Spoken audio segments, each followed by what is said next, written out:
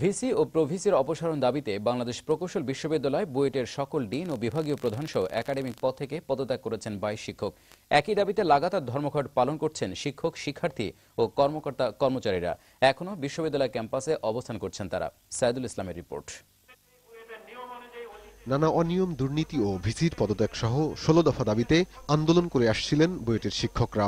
১১ই August বুয়েটের পূর্ব নির্ধারিত ছুটির দিন থাকলেও হঠাৎ করে ১ মাস আগে ছুটি ঘোষণা করায় ক্ষুব্ধ হয়ে ওঠেন শিক্ষক, শিক্ষার্থীরা। তারা বলেন, ভিসির পদত্যাগ না করা পর্যন্ত আন্দোলন চালিয়ে যাবেন তারা। পদত্যাগ করলেই সব সমস্যার সমাধান হবে। আমরা এটা যথাযথভাবে এটা প্রতিকার চাই, সেজন্য আমরা এটার সাথে যোগ দিয়েছি। শিক্ষকরা ভিসির বিরুদ্ধে ভর্তি পরীক্ষায় অনিয়ম, নিয়োগ বাণিজ্য ও ক্যাম্পাসে অস্থিতিশীল করারও অভিযোগ আনেন।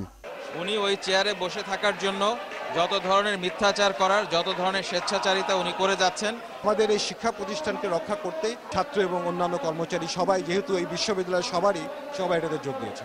এদিকে ভিসি শিক্ষকদের আন্দোলন ও তার পদত্যাগের দাবি নিয়ে বলেন, পদত্যাগ করতে হলে তো একটা গ্রাউন্ড লাগবে, কারণ তারা যে অভিযোগগুলো নিয়ে এসেছে সেই অভিযোগগুলো সিন্ডিকেট দেখেছে, একটা তদন্ত কমিটি দেখেছে, কোনো রিপোর্টেই তাদের অভিযোগের বাস্তবতা খুঁজে পাওয়া যায়নি।